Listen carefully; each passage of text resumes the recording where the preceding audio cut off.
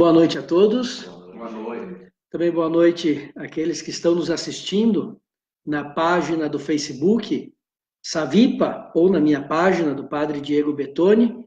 E depois esse estudo fica gravado no nosso canal do YouTube Savipa, São Vicente de Paulo. Estamos estudando o Evangelho de São Marcos. Estamos no 8º encontro. É claro que para participar desse estudo, não é que tenha que assistir todos os outros, porque estamos falando sobre uma passagem específica. Claro que a gente, de repente, comenta algo e não explica mais porque já foi explicado. Ou, de repente, quando chegar a hora, vamos explicar, ou pelo menos tentar explicar. Então, essa é a ideia. Estamos no 8º encontro. Vamos começar com uma oração? Pode ser? Em nome do Pai, do Filho, do Espírito Santo. Amém. Ave Maria, cheia de graça, o Senhor é convosco. Bendita sois vós entre as mulheres, e bendito é o fruto do vosso ventre, Jesus. Santa Maria, Mãe de Deus, rogai por nós, pecadores, agora e na hora de nossa morte. Amém. Glória ao Pai, e ao Filho, e ao Espírito Santo, como era no princípio, agora e sempre. Amém. São Vicente de Paulo, rogai por nós. Nossa Senhora Aparecida, rogai por nós. Em nome do Pai, do Filho, do Espírito Santo. Amém.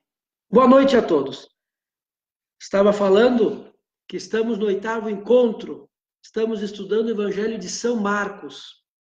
Então, cada encontro tem essa sequência, sempre é bom assistir, estão gravados na página do Facebook, também no canal do YouTube, mas, de repente, tem uma pessoa que começou a assistir agora. Eu não posso assistir porque eu não participei dos outros encontros. Não tem problema, porque a gente pega uma passagem do Evangelho de São Marcos, claro que sempre em sequência, e começamos a refletir sobre esta passagem. Hoje, temos o Evangelho de São Marcos, capítulo 2, dos versículos 23 ao 28. Então, hoje acabamos, vamos terminar o capítulo 2. Então, Evangelho de São Marcos, capítulo 2, dos versículos 23 ao 28. Num dia de sábado, o Senhor caminhava pelos campos, e seus discípulos, andando, começaram a colher espigas. Os fariseus observaram-lhe. Vede, porque fazem eles no sábado o que não é permitido. Jesus respondeu-lhes. Nunca lestes o que fez Davi, quando se achou em necessidade e teve fome? Ele e os seus companheiros. Ele entrou na casa de Deus, sendo Abiatar príncipe dos sacerdotes, e comeu os pães da proposição, dos quais só aos sacerdotes era permitido comer, e os deu aos seus companheiros. E dizia-lhes, o sábado foi feito para o homem, e não o homem para o sábado. E para dizer tudo, o Filho do Homem é Senhor também do sábado. Palavra da salvação. Glória a vós, Senhor. Muito bem. Temos nessa passagem os fariseus que olharam que os discípulos de Jesus estavam colhendo espigas num dia de sábado. Para eles, isso não era permitido. Então, a primeira coisa que vamos ver agora é o que é o sábado para os judeus. Para entender, para eles, a importância do sábado. Vamos pegar no livro do Êxodo, capítulo 20, versículos de 8 a 11. O livro do Êxodo é logo depois do Gênesis. E temos no capítulo 20, os 10 mandamentos. E lá, no versículo 8º, diz assim: lembra-te de santificar o dia de sábado, trabalharás durante 6 dias e farás toda a tua obra, mas no 7º dia, que é um repouso e honra do Senhor, teu Deus, não farás trabalho algum. Nem tu, nem teu filho, nem tua filha, e continua. Então, para eles, o sábado é o 7º dia. Lembram do livro do Gênesis, quando fala da criação, que Deus criou todas as coisas em 7 dias? Claro, e eu vou falar depois, que é figurativo, que demonstra que Deus criou todas as coisas. Daqui um pouquinho eu falo na criação também do tempo.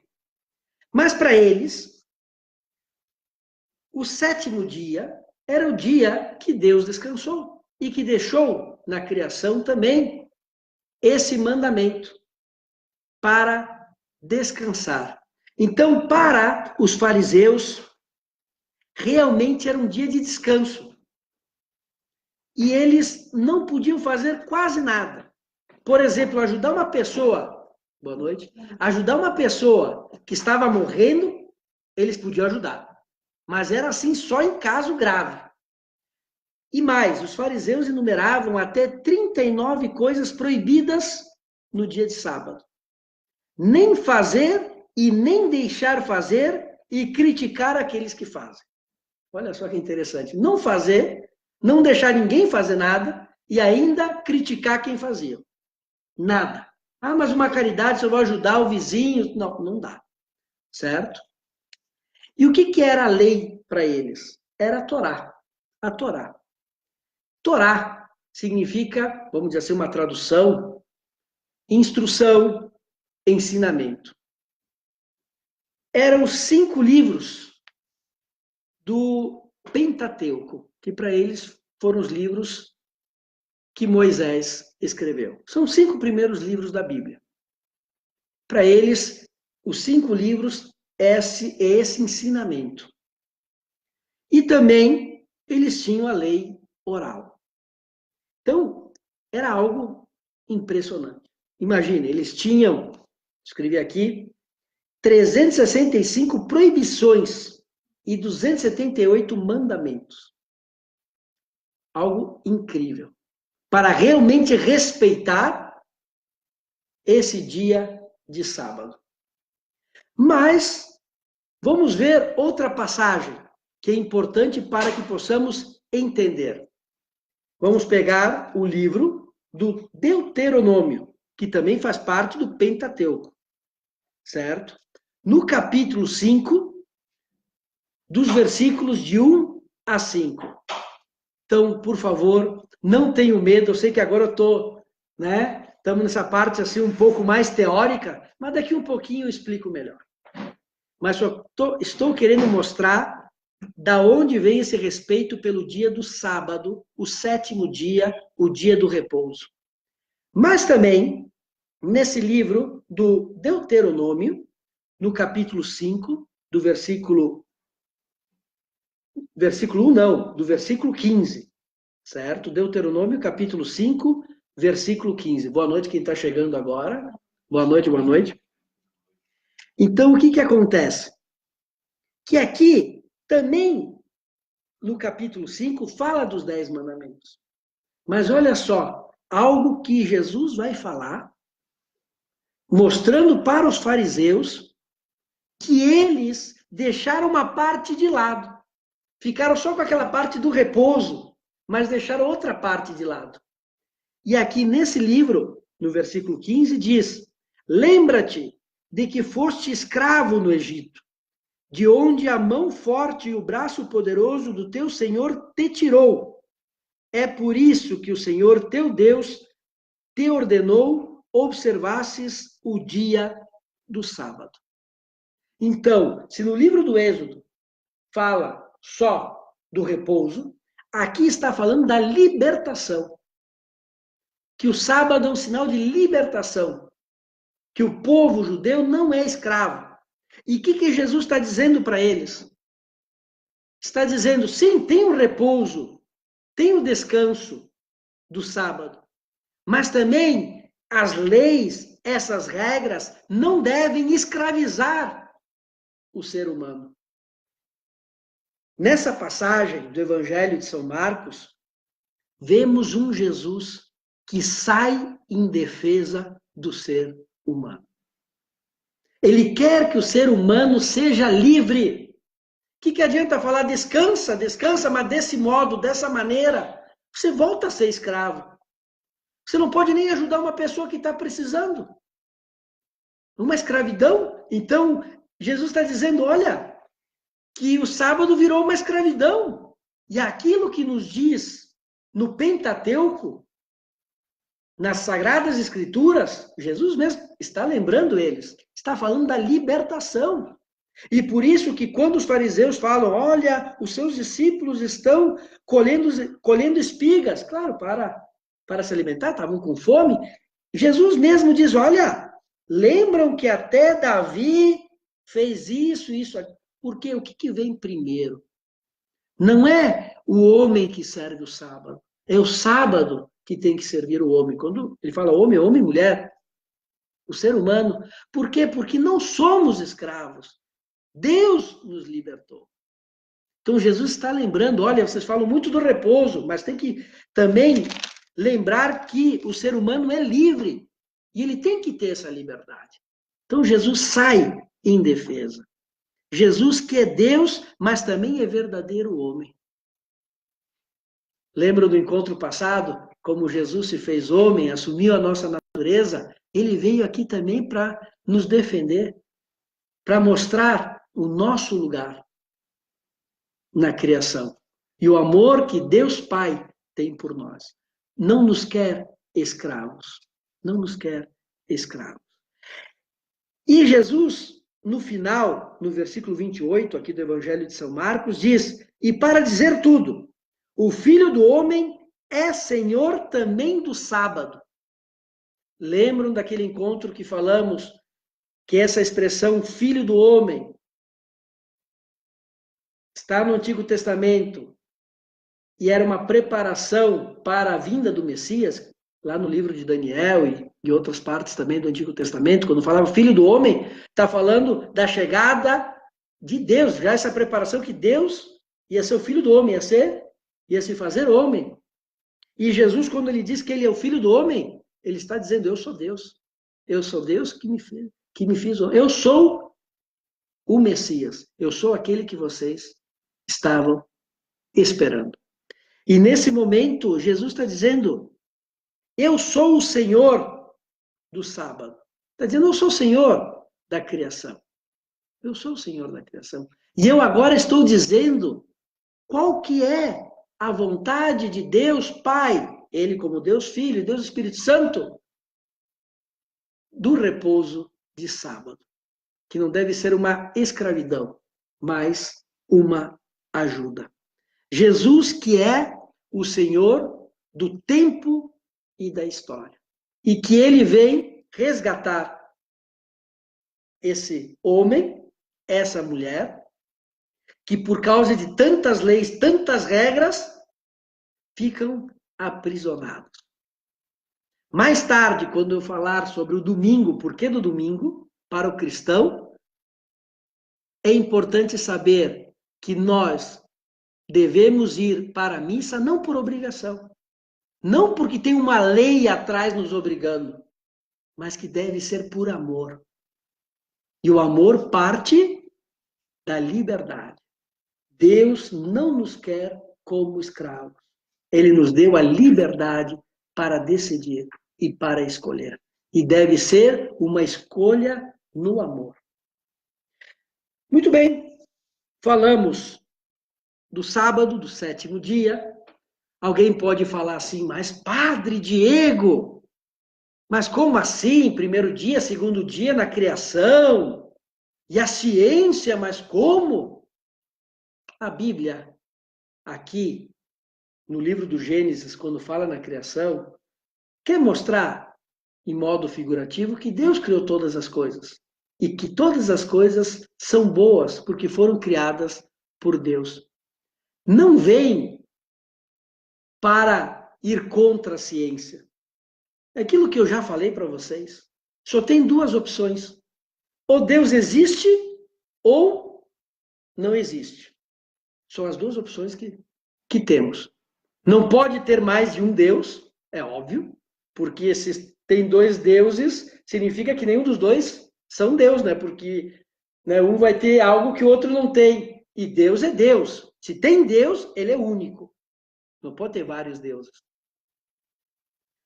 Pode não existir. É uma opção. Agora, se ele existe, e ele criou todas as coisas, como ele vai contra a ciência que foi ele mesmo que criou? Queridos irmãos e irmãs. Claro que ele não vai contra a sua criação.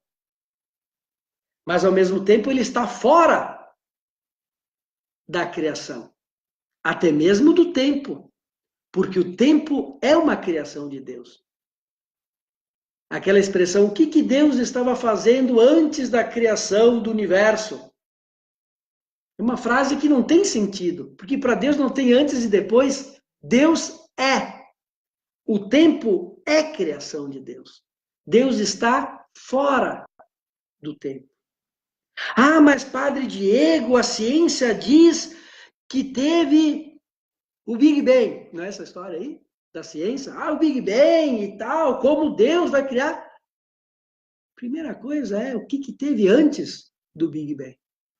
E mais, posso contar uma coisa para vocês? Posso contar uma coisa para vocês? Vou abrir um parênteses. Sabe quem foi o primeiro a iniciar essa teoria do Big Bang? Foi um padre católico. Foi um padre católico. Mas ele não fez essa teoria por ser padre, mas por ser um grande matemático. Era um grande matemático. Porque, só para que vejam como a ciência não vai contra a fé. O nome dele ele era um padre belga. O nome dele, desculpe a minha pronúncia, mas é Georges Lemaitre. Um padre belga, um grande matemático, reconhecido como um grande matemático. Depois eu vou colocar aqui nos comentários uma foto dele com Einstein, né, com outros cientistas. Foi uma pessoa realmente reconhecida.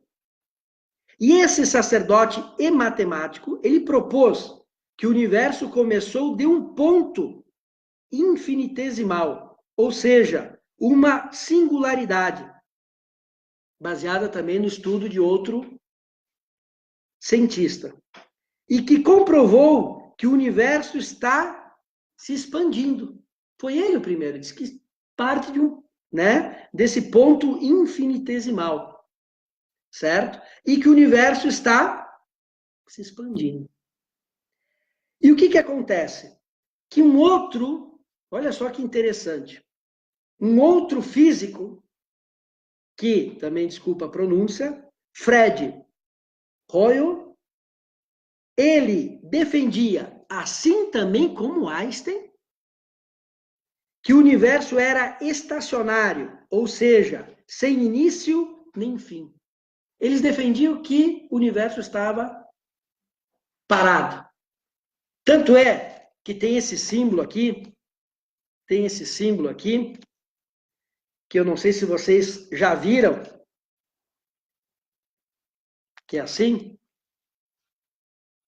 Já viram esse aqui, que é do infinito? Esse aqui é o símbolo justamente daqueles que defendiam que o universo não tinha nem fim e nem início. Por isso que ele está aquela volta, né, para mostrar que não teve nem início e nem fim. E esse sacerdote belga, matemático, ele falou que não, que teve uma origem num ponto. E vocês sabem o porquê desse nome Big Bang? Porque justamente esse físico que defendia aquilo ao contrário daquele sacerdote belga, ele, olha só, ironicamente, chamou, ele que criou essa expressão Big Bang, justamente contra vamos dizer assim, o seu rival, não é inimigo, o rival como pensamento teórico desse sacerdote belga. Ele disse, tá, então quer dizer que a tua teoria é do Big Bang. E acabou ficando com esse nome. E esse sacerdote belga morreu no fim dos anos 1960. E um pouco antes de sua morte, ficou sabendo que ele estava certo. Que realmente foi assim. Mas o nome foi justamente uma ironia que o rival dele deu para a sua teoria. Olha só. Agora, é claro que a própria teoria do Big Bang é uma teoria. Tem grandes evidências que seja assim. Mas não é que já está comprovado que foi assim. A ciência é feita também por teorias. Muitas vezes a gente pega uma teoria e pensa que já é uma verdade. Mas aquilo que eu estou dizendo é que a ciência não vai contra a fé. E que aquilo que temos no livro do Gênesis é para mostrar que sim, que Deus criou todas as coisas. Aqui não estamos discutindo o que aconteceu depois do Big Bang. Estamos discutindo a criação, que Deus criou todas as coisas, inclusive o tempo. Ele está fora do tempo. E esse tempo, queridos irmãos e irmãs, que é tão importante e tão precioso. Eu não sei se vocês já se deram conta, mas Deus somente nos deu a oportunidade de gastar o nosso tempo. Desde quando uma pessoa é concebida, ela está gastando o seu tempo. Ninguém pode guardar 5 minutos para gastar depois. Eu vou guardar 5 minutos e vou gastar depois. Ninguém segura o tempo. Ele é precioso. Alguns vivem 1 segundo. É um mistério. Mas existiram e existem para Deus. Outros 5 anos, 10 anos, 80 anos, quem sabe 110 anos, mas eu garanto para vocês que 110, 80, 50 anos, 5 anos e 1 segundo passam assim. Né? Passam assim. O valor do tempo. Como usamos o nosso tempo. Padre, por que você está falando sobre isso? Porque eu também, quando eu falar sobre o domingo, para o cristão, é importante esse tempo dedicado para Deus. E quando alguém vem e me fala, Padre Diego, eu não tenho tempo para ir na missa. E eu respondo, que triste. Como você vai dizer que não tem tempo para Deus, se foi Deus que te deu tempo? Olha só. Como você vai dizer que não tem tempo para Deus, se foi Deus que lhe deu tempo? E a gente não é capaz de dedicar um tempo para Ele? E da maneira como Ele pediu? Mas isso vamos tratar daqui um pouquinho. Então, como é importante também saber gastar esse tempo fazendo bem, fazendo as coisas importantes. Aquilo que Jesus nos mostra. Também o tempo para descansar. Vou comentar mais adiante como é importante ter um tempo para cada coisa. E Jesus mostra que somos livres e vamos administrar o nosso tempo na nossa vida. Mas como é importante administrá-lo bem. Administrar com sabedoria e administrar com amor. É isso que Jesus nos pede.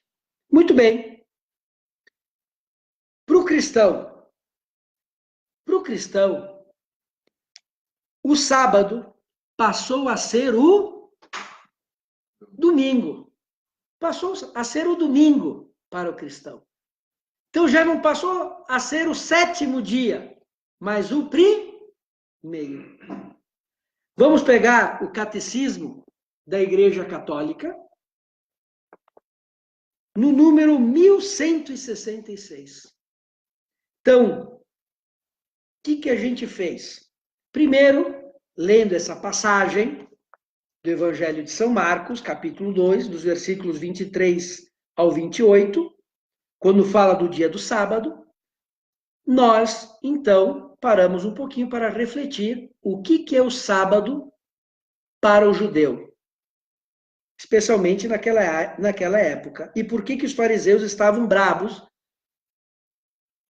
de que os discípulos de Jesus estavam colhendo as espigas? E Jesus vem em defesa e mostra para os judeus que o sábado não era só repouso, mas era libertação. E que as leis deles estavam fazendo com que o homem e a mulher passassem a ser escravos de novo, escravo das leis, e que não podiam fazer nada no dia de sábado. Muito bem. Agora, passamos para a vida do cristão, daqueles que seguem Jesus Cristo.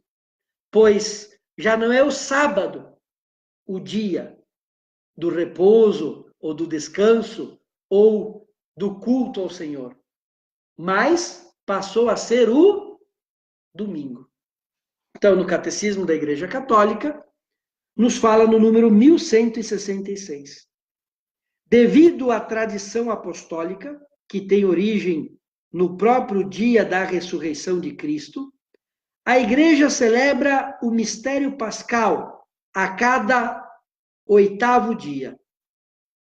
No dia chamado, com razão, o dia do Senhor, ou domingo, Dominus, Senhor, o dia da ressurreição de Cristo é, ao mesmo tempo, o primeiro dia da semana, memorial do primeiro dia da criação, e o 8º dia em que Cristo, depois do seu repouso, do grande sábado, inaugura o dia que o Senhor fez, o dia que não conhece o caso. A ceia do Senhor é o seu centro, pois é aqui que toda a comunidade dos fiéis se encontra com o Senhor ressuscitado, que os convida ao seu banquete. Olha só, Jesus morreu na cruz na sexta-feira. No sábado tem o grande repouso. E no domingo ele ressuscita. Então, já para o cristão, já não tem mais o porquê ficar no repouso do sábado. A gente já cai para o domingo. Da ressurreição. Olha só, da ressurreição. E ao mesmo tempo, assim como o primeiro dia foi o início da criação, para o cristão, o domingo é a nova criação em Cristo ressuscitado. Olha só o valor que tem o domingo para o cristão. E tanto é assim, queridos irmãos e irmãs, que não é o repouso em si. Percebam a consciência do domingo para os primeiros cristãos lá no início. Por isso, agora eu vou fazer uma propaganda, que quando tivermos 250 inscrições, estamos com 42 inscrições, no nosso canal do YouTube Savipa, quando tivermos 250, vamos colocar o primeiro vídeo sobre a história da igreja. Porque como é importante perceber aquilo que aconteceu lá no início, depois toda a história, desses mais de 2000 anos. Mas por que isso? Agora fecho o parênteses da propaganda. Porque para os primeiros cristãos, presta atenção nisso, eles podiam repousar no dia de domingo? Se eles eram perseguidos, se o cristianismo não era reconhecido como religião, eles eram perseguidos. E só depois, lá no ano 313, com o Edito de Milão, que Constantino então passa, vamos dizer assim, a libertar os cristãos, reconhecê-los como religião, como que eles podiam ter o culto. Então, nesses 300 anos, os cristãos podiam repousar no domingo? Claro que não. Então, o domingo para o cristão do início não era repouso, eles continuavam a trabalhar, etc. Mas o que eles tinham no domingo, que eles não faltavam? O quê? A missa. Que eles rezavam escondidos. nas casas, que eles se reuniam nas catacumbas, escondidos, porque se encontravam eles eram mortos. Mas eles não deixavam de celebrar a Santa Missa. Quantos mártires morreram porque encontraram eles celebrando a missa? Teve até um mártir, que agora, um santo, que eu não me lembro, que conta que os cristãos falavam assim: sem o domingo não podemos viver, sem a Santa Missa não podemos viver. E eles preferiam morrer do que ficar sem a Santa Missa. São Tarcísio, que depois foi levar a comunhão, depois de uma Santa Missa, e os soldados romanos encontraram ele, e ele morreu mártir, acho que com 12 anos, segurando a Eucaristia na mão, para não entregar para os soldados. Para os cristãos não era um repouso, era a santificação, era a vivência da ressurreição de Cristo, que temos, como nos diz o catecismo, na Santa Missa. Então, para perceber como o domingo tem um valor para quem ama Jesus Cristo. Para quem ama Jesus Cristo, tem um valor. Um tempo dedicado para Deus. Foi Deus que nos deu um tempo para viver em comunidade, para estar juntos, para receber a Eucaristia, mas com liberdade. Porque aquilo que os judeus acreditam do sábado, Jesus não tirou, e também é para o descanso, e para o cristão também, depois de 313, depois de Cristo, né? Depois do nascimento de Cristo, com o Edito de Milão. Sim, tudo bem, o domingo também é um momento de repouso. E vamos ver como é importante também o descanso na nossa vida. Vou ler aqui um texto do Papa Bento XVI, quando perguntaram para ele se era importante descansar. Eu vou ler agora, eu já matamos essa questão, e depois eu quero falar da Santa Missa. Mas sempre com liberdade, por isso que eu falo, Jesus não é que ele vem tirar os ensinamentos antigos, mas ele vem aperfeiçoá-los. Então ele não quer que sejamos escravos, mas livres. Ele quer também que a gente repouse e tenha o nosso momento de descanso. Muito bem, perguntaram aqui nesse livro, que eu aconselho a todos a lerem, que é Luz do Mundo, do Papa Bento XVI. E aqui tem uma pergunta para ele, quando ele vai falando da vida dele, e um jornalista pergunta para o Papa Bento: em todo caso, tem-se a impressão de que possa dar-nos ainda algumas aulas de boa forma?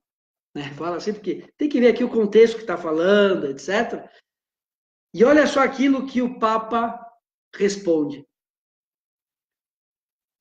Não creio, no sentido, não é que eu possa dar aula sobre a boa forma, a qualidade de vida, etc. Mas ele diz assim, agora eu vou citar ele.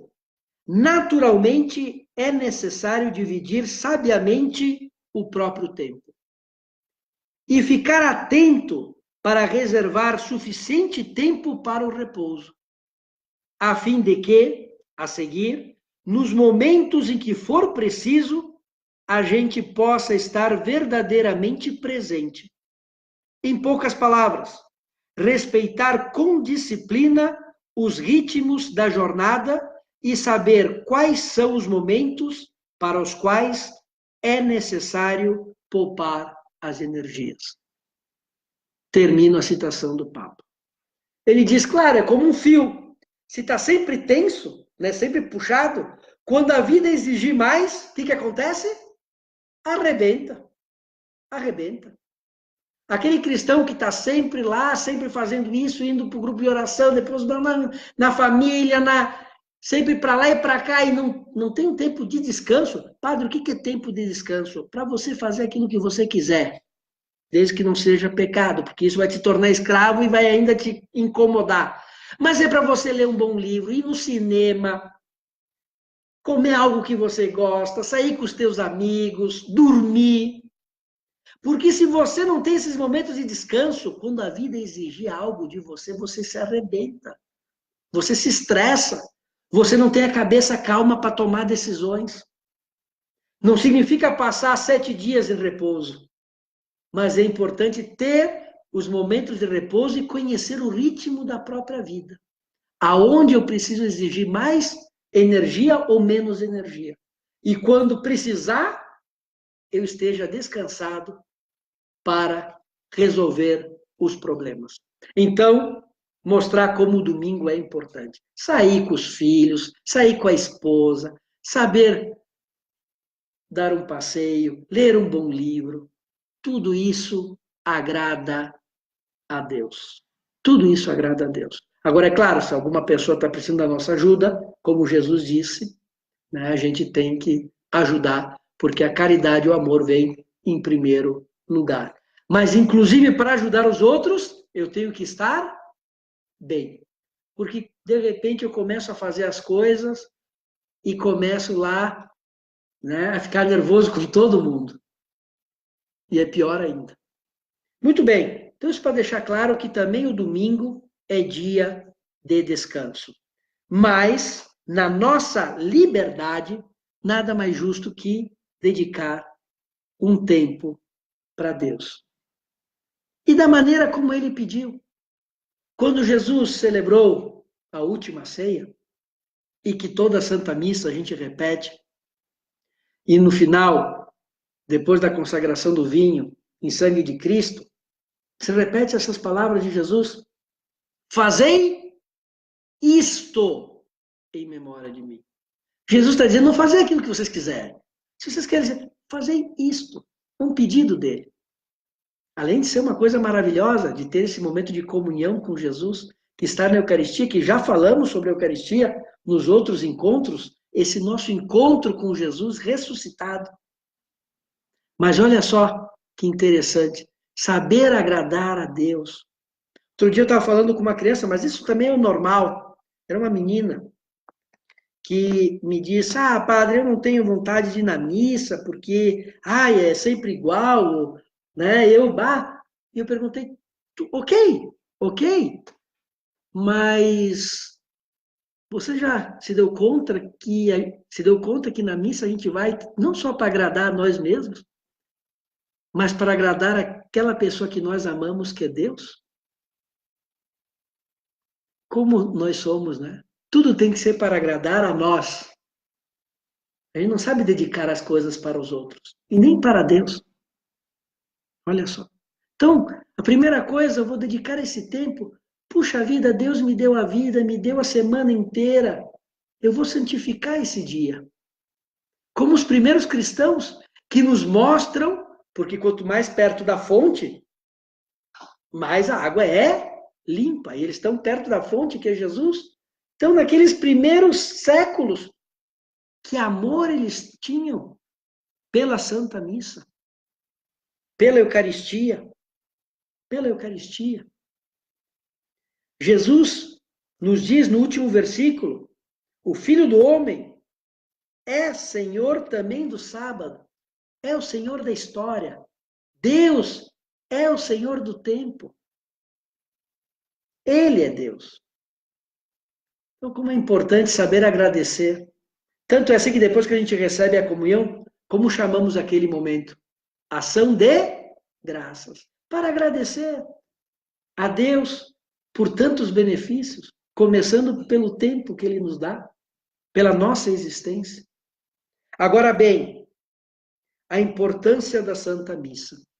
Vou contar algo que me aconteceu, que numa capela do interior, certo? Até anotei aqui o nome da capela, o nome da pessoa se chamava Onofre, certo? É um camponês, um agricultor, muito simples. Acho que ele tinha, naquela época, mais ou menos uns 50 anos. Impressionante. Era lá no interior, aquela capela lá. E todas as missas, com chuva ou sem chuva, aquele senhor estava presente. Estava presente.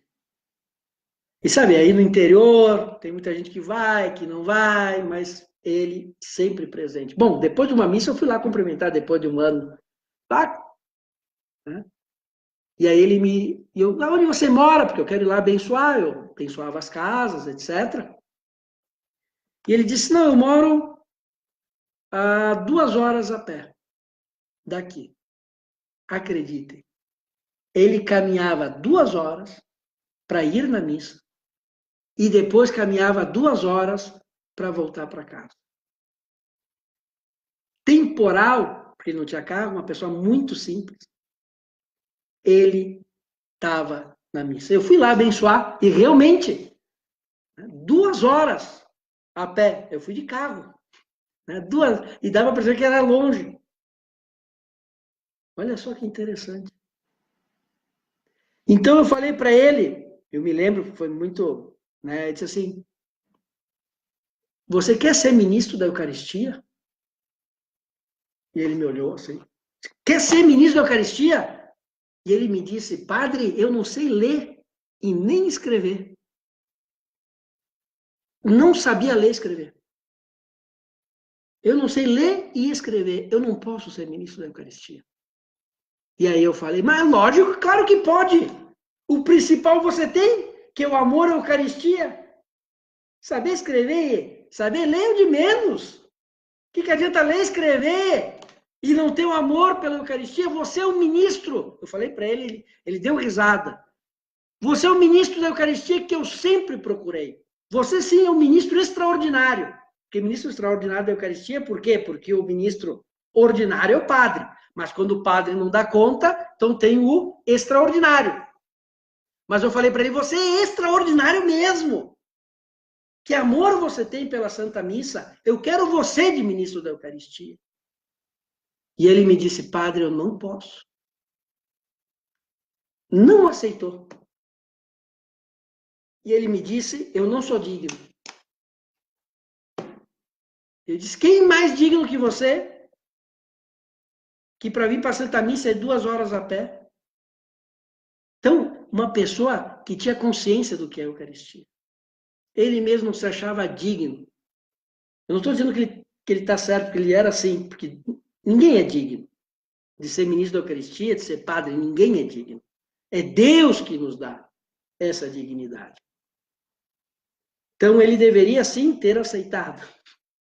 Mas eu fico com essa parte dele que ele não aceitou porque não se achava digno.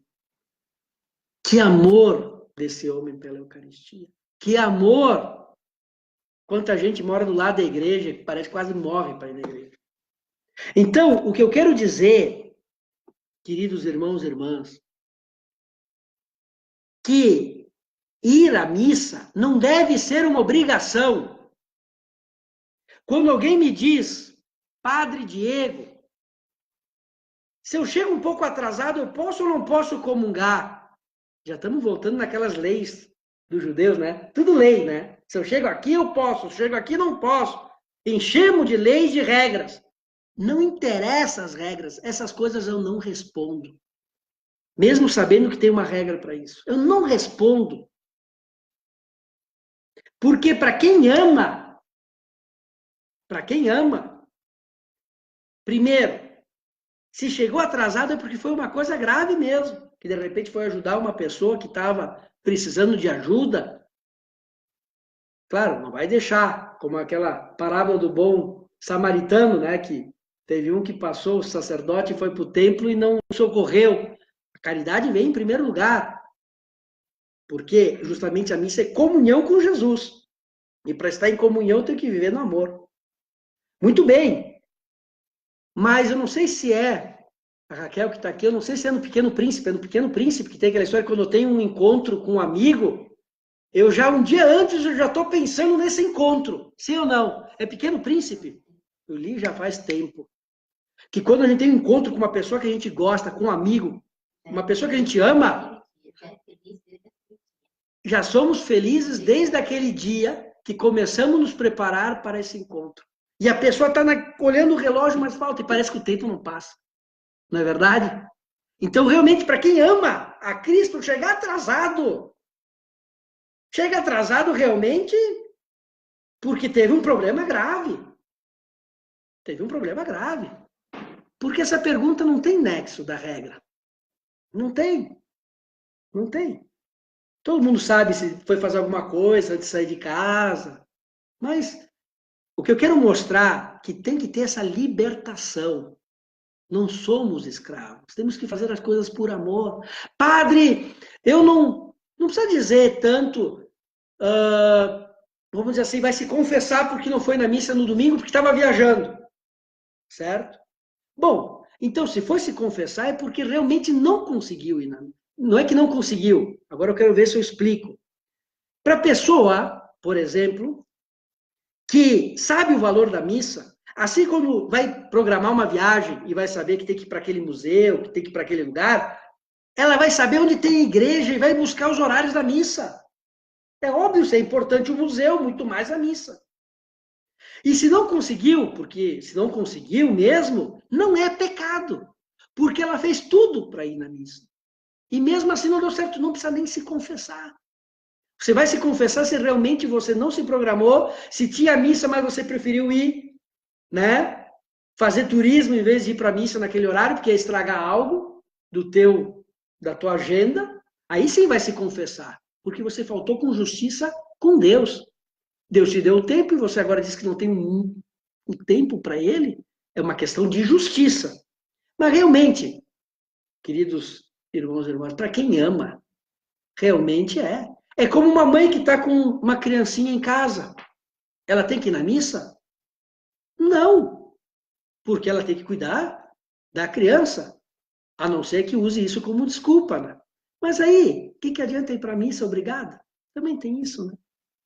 Mas aquela mãe que está com aquela criança e que sabe o valor da missa, ainda ela suspira. Ela não vai, porque ela não vai deixar de cuidar da criança, mas naquele momento ainda ela vai dizer, Senhor Jesus, como eu gostaria de estar na missa agora. Então, vem no meu coração de forma espiritual, ainda faz uma oração. Aquilo que eu estou dizendo é que não devemos ser escravos. Não adianta ir na missa por obrigação.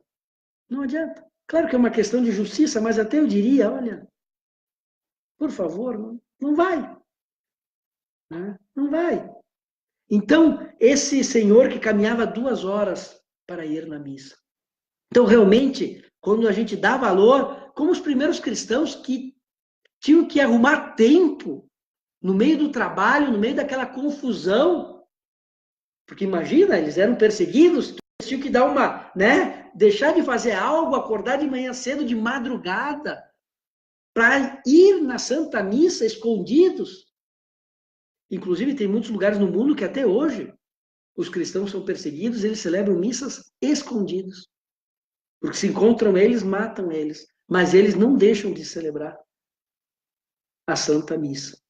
Então, aquilo que eu quero mostrar, que devemos ter essa libertação no amor. E que essas perguntinhas, se é regra, não é regra, se eu chego antes, não chego antes, né? Se eu vou viajar, não vou viajar.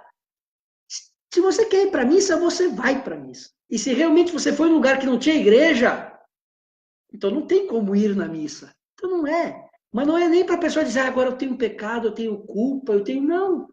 Ainda aquela tristeza interior de dizer, puxa vida, eu gostaria de estar na Santa Missa. Eu gostaria de estar na Santa Missa. Então também é bom no domingo, às vezes, dar essa importância. E depois saber também descansar. Mas como eu falei, tem um tempo para cada coisa. Muito bem, já foram 50 minutos, eu vejo aqui tantas pessoas que nos seguiram, estão seguindo, a Ivani, o Eugênio, né? O Franco, aqui temos o Pedro e tantos outros que podemos ver aqui, a Maria Toscan, a Rosalina, a Marilene, a Neiva, a Andréia, o Ian, todos esses agora, né, e também aqueles que vão assistir depois a gravação no canal do YouTube, eu vou dar agora a bênção. E vocês que estão aqui, nós vamos continuar conversando, se alguém tem alguma pergunta, desse tema e também dos outros anteriores, certo? Também, se tiver outras perguntas, também vamos conversar, certo? É tão bom estarmos aqui juntos. Estudo e ação sistêmica da palavra de Deus. Estudo, refletir, e depois colocar em ação. Por isso que nos comentários aqui no Facebook, eu vou colocar, certo, alguns propósitos, dicas de propósitos para fazerem, não precisa fazer todos, né? Para fazerem durante a semana, para justamente colocar em prática a palavra de Deus. E hoje também eu fiz um questionário, que serve também como um exame de consciência sobre essa passagem que acabamos de estudar, de refletir e de rezar, de meditar. Muito bem, foi então o Evangelho de São Marcos, então hoje a gente terminou o capítulo 2, vamos seguindo no nosso ritmo, que o Espírito Santo nos acompanhe. Aquilo que eu deixei de falar, o que não devia ter falado, ou o que faltou, que o Espírito Santo agora, no coração de cada um de vocês, né, possa, eu não digo completar, porque quem é ele para completar aquilo que, né, mas espero que aquilo que eu fale também, o Espírito Santo esteja no meu coração, e que ele coloque no coração de vocês o necessário. Que não se lembre nem de quem falou, né, mas que se lembrem daquilo que foi falado, aquilo que ele quer que a gente lembre para a nossa vida. O Senhor esteja convosco, que o Senhor nos abençoe e nos ilumine, em nome do Pai, do Filho e do Espírito Santo. Amém. Fiquem com Deus.